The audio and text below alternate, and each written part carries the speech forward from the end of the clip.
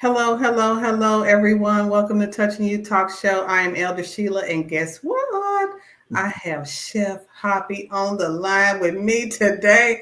Oh my goodness. I've been trying to hook up with him for a while. He's just Yeah, been so busy. So thank you. Thank you for taking time out of your day to have a discussion with you and give us just a little peek at what you're doing and what's happening in your life. So I yeah. always ask people, how long have we known each other? Mhm.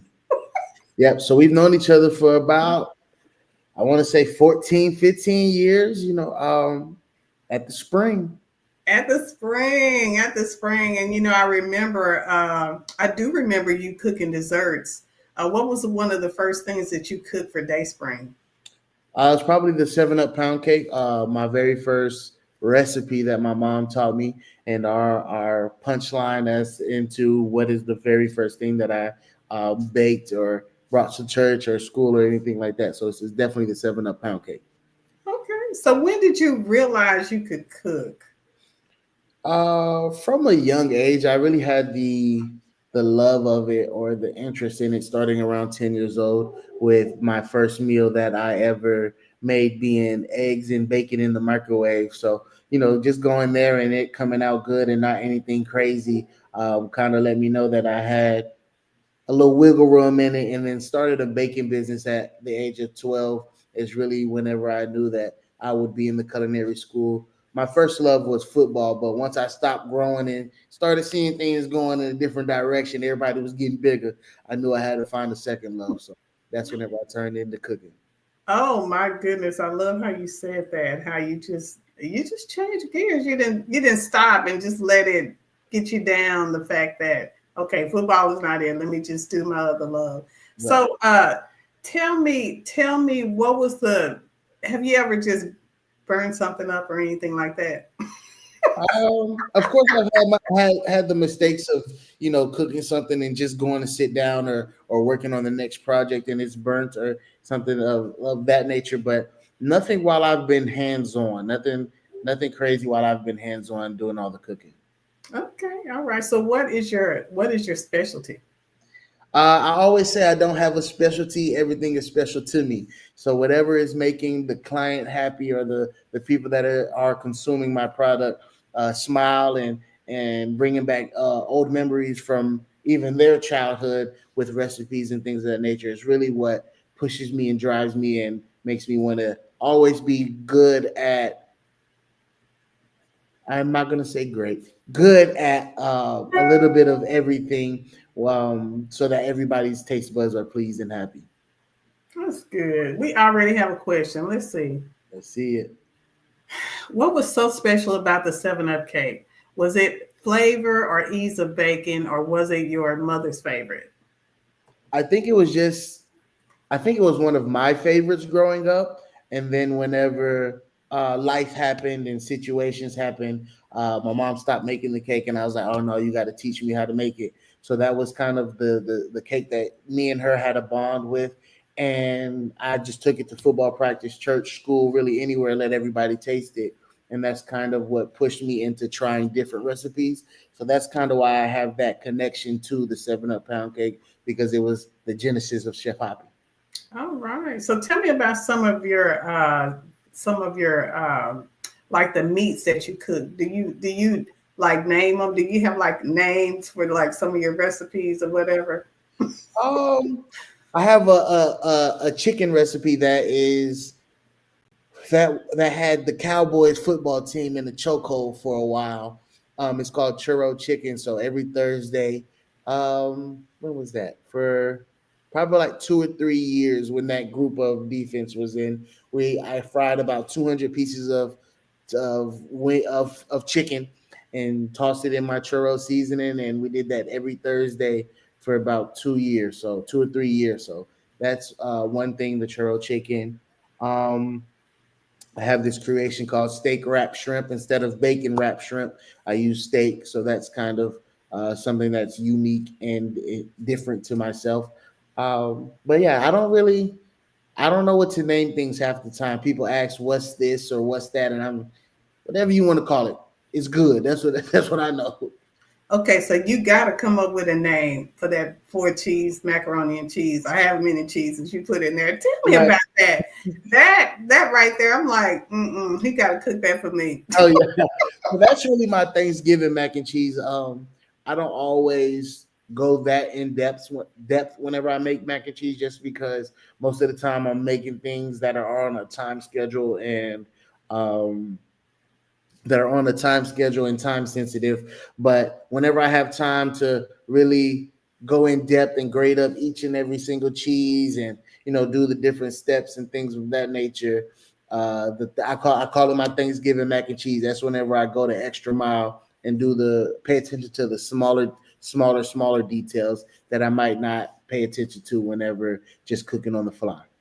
So how many cheeses is it? It's four. Which ones are they? See, this is There's my favorite, y'all. So y'all just gonna have to bear with me while I linger on this macaroni and cheese yeah, recipe.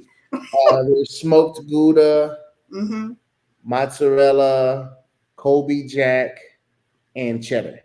Okay. All right. All right. And do you like, is it like traditional, like basically traditional the way everybody, your grandmother did it with the pet milk and all of that? I do use evaporated milk in the recipe, but traditionally, and for what I've seen on social media, a lot of people make a roux. I don't make a roux whenever I do my mac and cheese. There's no egg, there's no flour, and things of that nature. So all of it is just cheese and milk. With your seasoning, which seasoning you use on it? That one has a special seasoning that I use, but the seasoning blends that I have right now that is most close to it is probably, wow. I'd probably have to go. I would probably go with my watch this seasoning, the vegetable seasoning, just because it doesn't have as much in the blend as APOP does. But you could get away with using APOP as well. Okay, so since you talked about that, I'm gonna go ahead and share my screen so Yeah. people can see the different seasonings that they have the opportunity to purchase. So if you go to thechefhoppy.com, look up here. All right, tell us about these seasonings.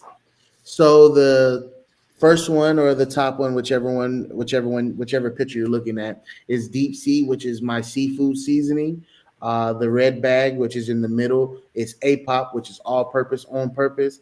And the green bag, which is the last one, is my watch this seasoning, because a lot of times I wasn't a fan of vegetables, and I'm still working my way into eating vegetables, but I'll eat like Brussels sprouts, broccoli, um, Caesar salad, things of that nature.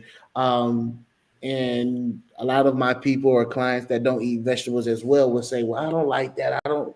And I say, "Watch this." Whenever I put that seasoning blend on it, and they become a fan of that particular vegetable or the way that I prepared the vegetable. Okay, so the deep sea, you specifically use it for seafood. You can't put it on steak. You can't, Oh or do no, you? all of my blends can go on anything and everything. I just kind of did that to. There's might be two or three different ingredients in the deep sea that aren't in the APOP that give this dish a little bit of a twist. One of the recent videos that I just dropped today actually is a gumbo. I did a turkey chicken gumbo with a crab cake on top, excuse me, and I use the deep sea in the gumbo and with the chicken and everything like that. So that's more, I would say it's more of on your Cajun side of things. So the deep sea and the APOP definitely have their different versatilities. So what's this up here? That's actually my cookbook. What? You have a cookbook? Tell me about this cookbook, sir, so we can get the whole bundle. Okay. For sure. Tell me So about the tell me about the cookbook. What kind of recipes you have in there? there's a little bit of everything in there, anywhere from red beans and rice, lamb chops to cinnamon chip cookies, macaroni and cheese, no, lobster macaroni and cheese, cabbage, things of that nature. So it's really just something that I was cooking, things that I was cooking for my clients a lot whenever I first started going. I think the book is going on, I think it'll be 2 or 3 years old whenever we hit March. Um, so yeah, so that's really, really the gist of the book is just some of my clients' favorites and some things that I think I should sprinkle in there. So can we just get the book, or do we have to get the whole bundle to get the book? Yes, you can get the book. I think you're just on the shop seasonings. Yeah. So it has the book on that page because it's with the seasonings, but there are other spots you can go to on my website to get solely the oh, I need to take those off. That was for my tasting that I did. Well, Hmm. prepared to do, and then the cookbook by itself is right there. There we go. Here's a cookbook by itself. So tell me about how you became the premier chef for the Dallas Cowboys. People like C.D. Lamb and people like Ezekiel Elliott and all the others. Tell me. Right. So it really all started with my coach and mentor, football coach and mentor, Deion Sanders. He was my very first client and kind of helped me build my brand. So whenever I was 19, he hired me to be his chef full time. And then one of the Dallas Cowboys that got traded to the Cowboys from the Jaguars, his name is Alan Hearns. He tweeted out he needed a chef in Frisco. I lived in Cedar Hill at the time, which is about a 45-minute to an hour drive. But I was like, hey, we're gonna make it work. So we worked out a deal to where he posted me on social media, and that's the teammates started to see me. I cooked for Ezekiel Elliott's birthday party, and that's kind of all she wrote. That was the beginning of it all. Wow, that's amazing. So since you have actually become famous, how many cousins have surfaced? Not many, You not you too know how many. it is once you start Right. doing things here, everybody come like, oh, you my boo, you my Oh, dog.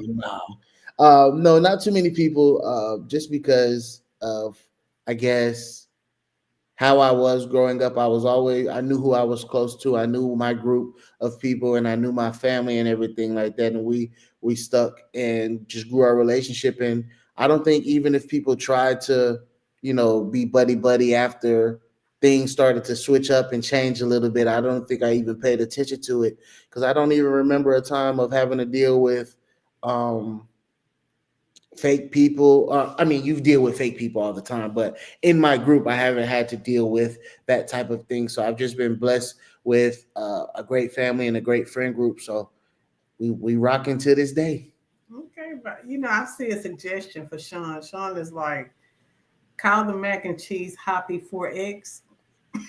Hot four Four times. times. Four Hot, times. yeah, Okay. that's a good name. That's a good name. I like. That's actually my aunt. That's my aunt right there. Okay, so if he starts using this, then you heard it on the Touching You Talk Show. He started For using sure. For sure. that. You heard it on the Touching You Talk Show. So, 100%. what advice can you give someone that maybe there's someone coming up that may be listening, male, female, that may be interested in becoming a chef or being a personal chef for someone? What is the first thing they would need to do? I think establish who they are and who they want to be. You have to kind of listen to what God's plan is for you and not try to make it your own. I think a lot of times people get lost in trying to do what they see on social media. So, some people that might be following me want to do this, want to do that, but they don't know the behind the scenes and what's really going on and how things are. Social media is just for you to get on and see what I show. So if I'm not showing it or if I'm not talking about it and you're not seeing it, then you only know what you're seeing. So really find out who you are and what you want your brand to be, what brand beliefs you have, and things of that nature, and stay true to them. There will be people that try to have you reconfigure that to fit into what they want you to be, or might try to have you lower your prices because they want you to be their chef or whatever the case may be. And just stay true to those numbers, but also know when to give back. And um, it's not always all about money. I know I said stay true to your numbers, but sometimes God will tug at your heart, or sometimes opportunities arise that don't meet your numbers or what you're thinking you should be getting paid for. But there are some things that you're going to have to do for free. There are some uh, a lot of reaching out and bothering people to get that chance, get that opportunity. Uh, to move to the next level and to grow your business, grow your brand, and that's in every aspect of life and not just culinary arts. So, I never looked at myself as a chef. I always looked at myself as um, a personality, a brand, an influencer before it was a real term for social media. Uh, just somebody that was doing what I loved, but I then started to shape the model of my brand, as in all kids want to do is live the lifestyle of a rapper, athlete, artist, entertainer, things of that nature. But how I live life and how I'm trying to move is to show people that you can live like those people you look up to while doing what you're passionate about. So turn your passion into paper. Okay, all right. So, how important is prayer? I hear you talk about God, and how Mm-hmm. important is it? I mean, you said just following God's plan. How important is prayer to you? Oh, it's very important. I don't think you can live life without it. There are people who haven't been introduced to praying, and there are people who have, and you can significantly tell by just speaking with someone about prayer or about how God works and moves for yourself and for others, and all the testimonies and things of that nature. So, I think prayer is a big thing and the main reason why I am where I am. That's wonderful. So, tell me about catering. We talked about catering. How do you feel about that? I really, my manager probably get mad that I'm on here talking like this, but I really don't like catering. I'm just more so of a quality over quantity type of guy. I like to be able to talk to the people that I'm talking with or the people that I'm cooking for. So I'm just not the biggest fan on catering, but sometimes you got to do what you got to do to get the bills paid. So if the catering is right and I'm comfortable doing it, and I know I can still perform at a high level in whatever instance or amount of people, then I will do it. So, what's the difference in catering and what you actually do? What's the difference? Um, can 300 people fit in your house? Nope, that's That's the difference. Huh? That's the difference. You just have to have a whole team whenever you're doing catering. People that will serve, people that will help you cook, prep, and things of that nature. So, like I said, I didn't really work with or deal with a lot of people outside of my friend group and outside of my family. So it wasn't like I was just like, okay, I know this person in the industry can do this or this and that. So it was just always hard for me to find people that would still treat the job like it was their own name and brand on the line. So I don't like putting my name and my brand and myself in somebody else's hands. Understood, understood. So, so you're accepting invitations to um, provide what do we call it? So we don't call it catering. What do we call it? I mean, I'm open to all inquiries. Whether I accept them or not is is the drawing point. But no, I'm always open to just even hearing out what the people are looking for and asking for, and even if it's me recommending somebody in the field that I have come across, um, I will do that as well. But I always hear people out before I say I'm not doing something or don't do it. Okay, so I want to go back to how much is that? How much is that macaroni and cheese? If you did me like a little personal. Oh no, we can't talk about that online. You don't never put the money out in the air. You don't never put the money in the air.